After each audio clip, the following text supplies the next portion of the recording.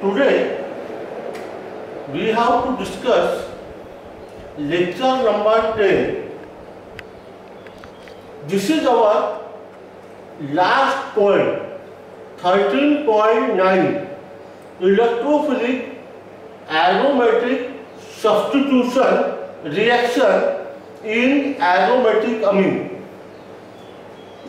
ये लेक्चर होने के बाद में ये टॉपिक हमारा खत्म हो जाएगा। तो रिएक्शन ऑफ अमीन ये हमारा वीडियो नंबर 8 यहाँ से चालू होता है। तो आप 8 नंबर, 9 नंबर और फिर 10 नंबर देखना है। तो जो एनिलीन है, एनिलीन एरोमेटिक प्राइमरी अमीन है।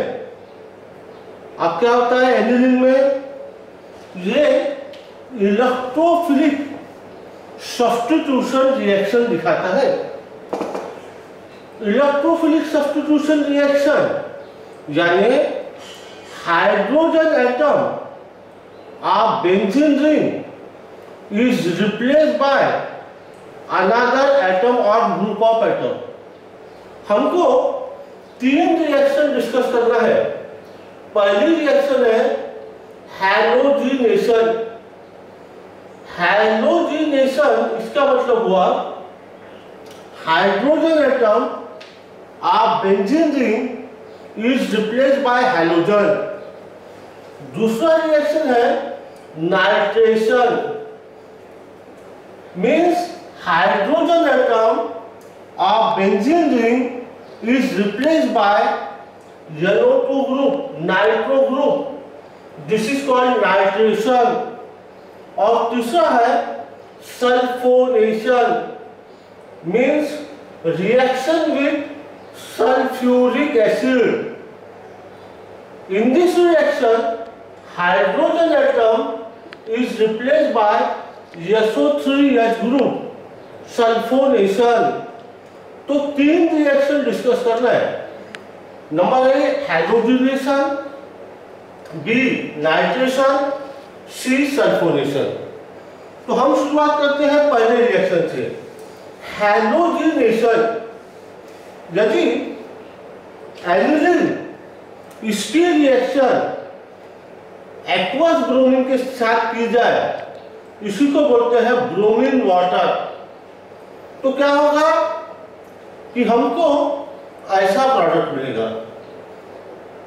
ये जो सारे ग्रुप है ये कहाँ लगेंगे मालूम है?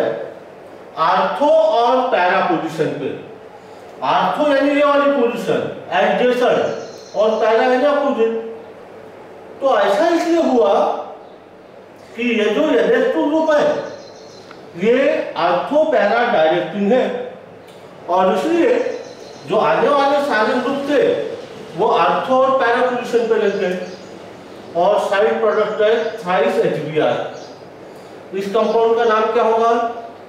2,4,6। ये नंबर 1, ये पोजीशन, ये 2, ये 4, 2, 4, 6 tribromoaniline. White precipitate of 2,4,6 tribromoaniline is opted.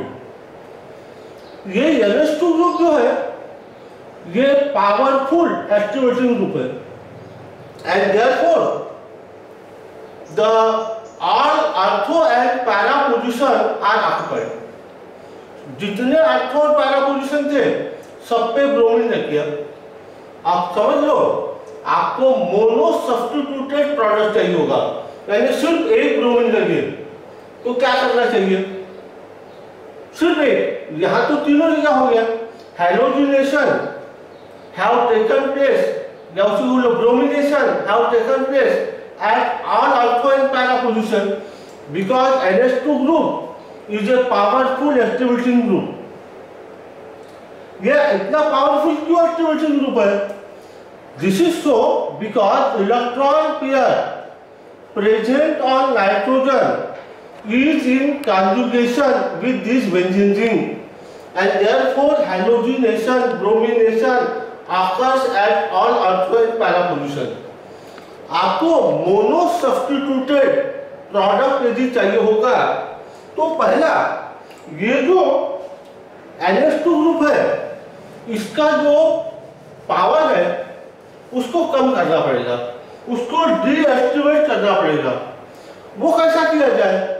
तो उसके लिए एसिटिक अनहाइड्राइड इसका इस्तेमाल करो। इसका इस्तेमाल किया इन presence of A base, pyridine base है ये।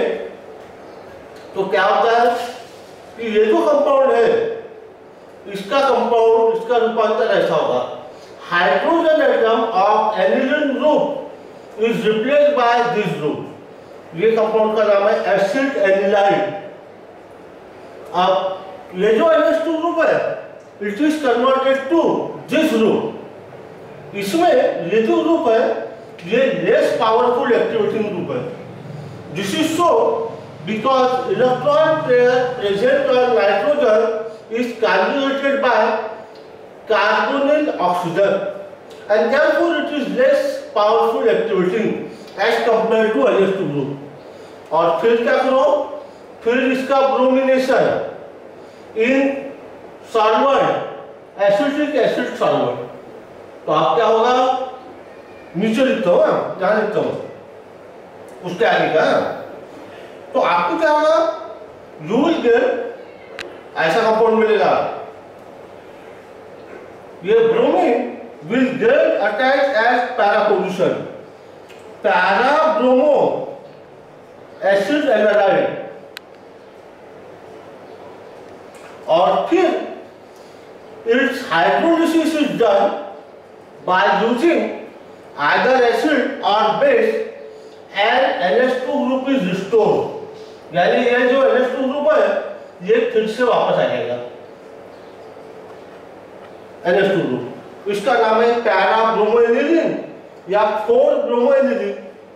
ठीक, तो इस प्रकार से मोनो सब्स्टिट्यूटेड प्रोडक्ट मिल सकता है। अब इसके ऊपर क्वेश्चन कौन सा है? क्वेश्चन के लिए जाओ आप क्वेश्चन नंबर 3 का 9, उसमें का बी, पेज नंबर 297, 3 का 9 उसमें का बी। ठीक, और 3 का 8 उसमें का second, write reaction to convert aniline into para bromoaniline, ये वाली रिएक्शन। ऐसे दो क्वेश्चन है। इसके बाद नेक्स्ट रिएक्शन, दूसरी कौन सी बताया था? नाइट्रेशन। तो नाइट्रेशन ये किया जाता है by using concentrated nitric acid in presence of concentrated sulphuric acid.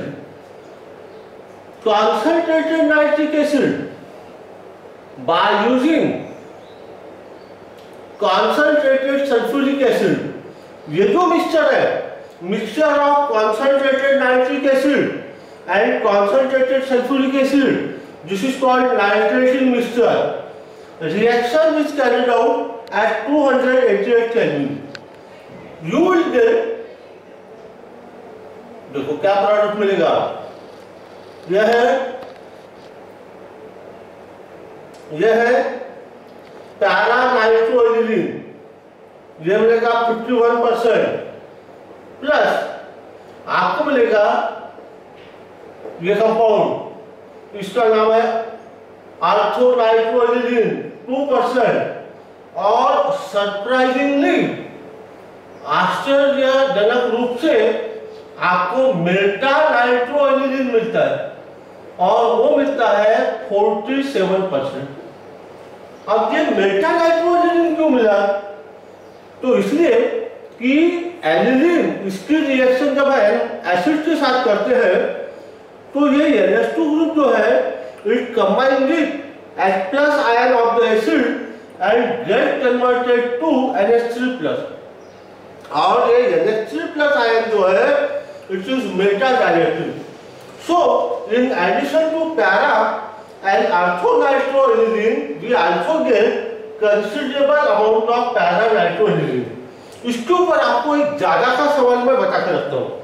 वो सवाल है, beside the ortho and para derivative considerable amount of metal derivative is also formed during nitration of aniline.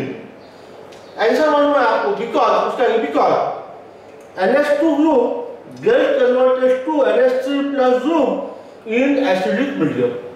अब आपको पैरा नाइट्रोएनिलीन यही चाहिए हो तो क्या करना पड़ेगा? पिछले बार की तरह ध्यान में रखिए, ये जो एनिलीन है इसकी रिएक्शन एसिटिक अल्डिहाइड के साथ में in presence of this pyridine। तो पिछले रिएक्शन में क्या हुआ था? The NH2 group is converted into this group और इस प्रकार से ये जो एक्टिविटी ग्रुप था it is converted to less activity group और फिर इसकी रिएक्शन कॉन्संट्रेटेड नाइट्रिक एसिड के साथ in presence of concentrated sulphuric acid, इसको कहते हैं नाइट्रेटिंग मिक्सचर एट 288 केल्विन। यहां लिखता हूं प्रोडक्ट। तो कैसा कंपाउंड मिलेगा? इस प्रकार से ये कंपाउंड मिलेगा। The NO2 group get attack at para position and then इसका नाम है एसिड एनिलाइड। इसका नाम क्या होगा? Para nitro acid anilide. और फिर इट्स एसिड हाइड्रोलिसिस और alkaline hydrolysis is carried and NH2 group is restored. ये जो NH2 ग्रुप है फिर से वापस NH2 ग्रुप मिल गया। इस प्रकार से आपको मिल गया पैरा नाइट्रो एनिलीन। इसके ऊपर जो क्वेश्चन है वो क्वेश्चन है क्वेश्चन नंबर 4 का 3, उसमें का A, page number 297। Question number 4 उसमें का 4 का 8 उसमें का A question. Write reaction to bring about the following conversion aniline into para nitro aniline. ये हो गया नाइट्रेशन की दो रिएक्शन। अब आखिरी रिएक्शन सल्फोनेशन। सल्फोनेशन का मतलब रहता है reaction with sulphuric acid. Sulphuric acid के साथ रिएक्शन करेंगे, hydrogen atom is replaced by SO3H group, sulphonic acid group. Sulphuric acid के साथ रिएक्शन की H2SO4 कॉन्संट्रेटेड, आपको कंपाउंड मिलेगा ऐसा,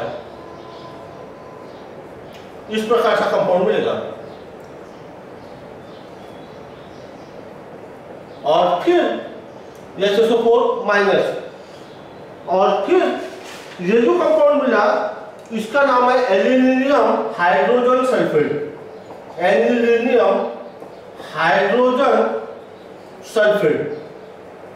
It is further treated with sulfuric acid at a temperature of 453 to 472 Kelvin.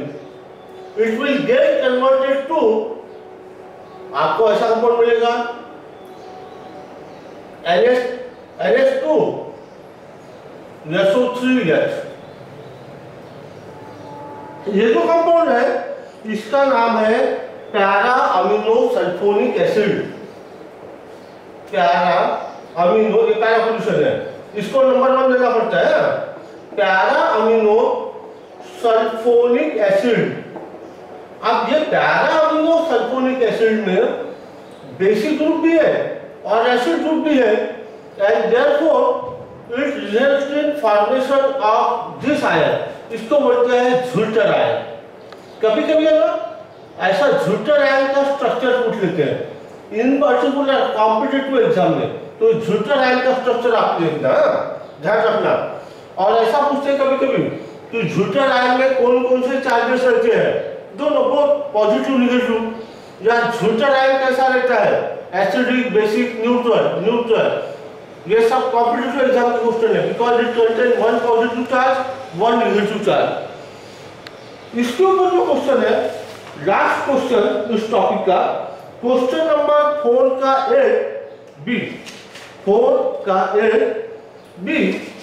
और यहाँ पर आपका ये जो टॉपिक है ये खत्म हुआ 10 लेक्चर में। नेक्स्ट जो इसके बाद में चालू करने वाला हूँ वो है नेक्स्ट टॉपिक कल से बायोमोलिक्यूल। तो इसके ऊपर 10 लेक्चर है, वो 10 लेक्चर आप देख लो। आपके कोई सवाल हो तो आप जरूर मुझे भेजो।